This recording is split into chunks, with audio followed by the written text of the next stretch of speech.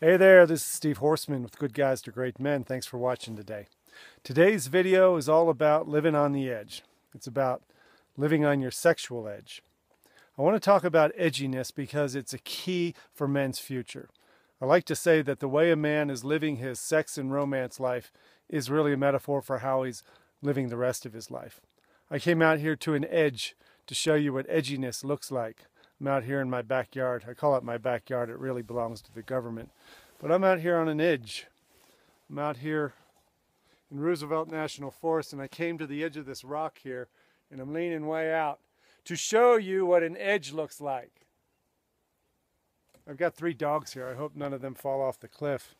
But I want to talk about edginess. I want to talk about what it feels like to get those butterflies in your stomach of excitement and fear, a little bit of trepidation, knowing that you're pushing an envelope you don't normally push. When I talk to guys who are not pushing their edge in the sex and romance department, they tell me things like, well, she's not in the mood much anymore. She says she doesn't need sex. She's really not a sexual woman. And we're kind of reaching that phase, I guess, where everybody has less intimacy, less affection, less sex. And they also tell me at work that they're not pushing it as hard either. They kind of show up. They know they're worth more. They could make more. They don't like the job they're in.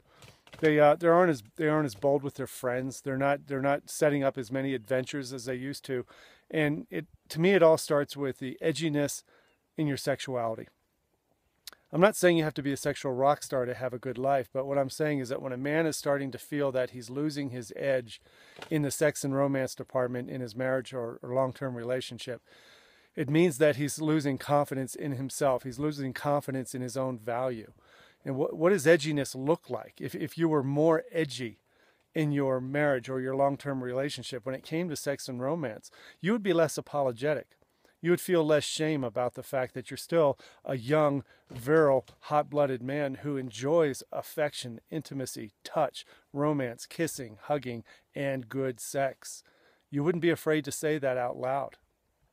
Yet we still make excuses for, well, she's not feeling well and she's got the kids, or, well, her parents are in town. And we tend to make excuses for other people's impact that they have on our life. We tend to allow another person's mood that we've projected on them. We project on women that they're in a bad mood or unhealthy or not sexual, and we accept that as the truth. And then we dummy down our own expectations and our own sexual energy. We lose our edge. So what does it look like if you are edgy? What does it look like if you're an unapologetically sexual man? You say things you don't normally say. You might say that, you know what, I'm really horny today. I feel like having sex with you. You turn me on. I find you incredibly attractive. You might say something maybe dirtier. I won't go into dirty talk on this video, but a man who's lost his sexual edge doesn't even use the word sex, S-E-X. He doesn't even say the word because he knows it kind of gets her a little pressured. It makes her uncomfortable. And so he loses his edge. He dummies down or waters down his own sexuality in an effort to keep the peace, not rock the boat, to try to please other people. And what I want to encourage you is to not lose your sexual edge. There's a way you can be sexual and unapologetically attracted without being a jerk, without being an asshole. You can do that. But the decision to play small is what's going to make you play small in other aspects of your life. And there's some signs I can give you, right? And when I give you advice, right, when I give you any of my opinions, you should know that I'm coaching a younger version of myself, right? Anything I tell you, I tell myself, and I've been through. So when I tell you to stop with the porn, stop with the masturbation, stop with the isolation, stop with the feeling like your life is crumbling and you're not in charge anymore, I'm talking to myself. I'm talking to myself. And even today, I'm talking to myself every day. Why do I do this? I do this because coaches who do what I do are actually trying to heal a part of themselves that isn't fixed yet. I've come a long way, and I've helped a lot of men come a long way, but we're not there yet. We need continual reinforcement, continuous support, continuous encouragement to push our edge and to call each other out on our bullshit. And today I'm calling us all out on losing our sexual edge, coming from a place of fear and shame or inadequacy or self-doubt. That's showing up everywhere else in your life, I guarantee it, if you look hard enough. I want to talk a little bit about the retreat coming up. The Confident Man Ranch retreat is designed for this very topic. It's designed to help you push this edge, right? It's designed to help you learn the difference between taking a ride on top of a horse and learning to ride a horse. That's the difference between the world happening to you and you happening to the world. It's about leadership. It's about intentional, conscious, deliberate leadership of where you're going and what you want, and expressing yourself in ways that are edgy and scary and unapologetic. This is the way a man creates the life that he wants. This much I know. So when I invite you to this ranch retreat, I know it could sound salesy, right? It could sound salesy, and I'm pushing you to come spend money at this retreat. That's like saying putting a price up on the gas sign is salesy. If you need gas, you need gas. At this phase in life, if you're in your late 30s, mid 40s, or even mid 50s like I am, your tank is running dry and you need gas.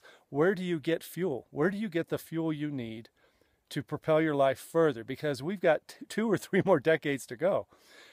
The answer is you get that with other men. You're never going to get the fuel you need to find your edge from the women in your life. They should be the object of your desire, the object of your attraction, but they are not the source of your fuel. They're not the source of your ambition, your motivation, and also that sense of brotherhood and connection you can only have with other men. That's why I do this. I sell these retreats because I believe in them. I'm going if there's only one guy there because I get as much out of these things as you do. I promise. I design these so I love them. I design them so I go, holy crap, this is amazing. And that's why I want you to come with me. That's why I'm being so salesy, because it's going to be amazing. There's a link to the ranch retreat page, the landing page, so you can see more about it. In fact, it's been recently designed. I can't wait for you to see it. But sexual edginess. Let me end the video back on the content I wanted to give you. Sexual edginess is important because how you show up in your sex and romantic life is a metaphor and an indicator of how you're showing up everywhere else.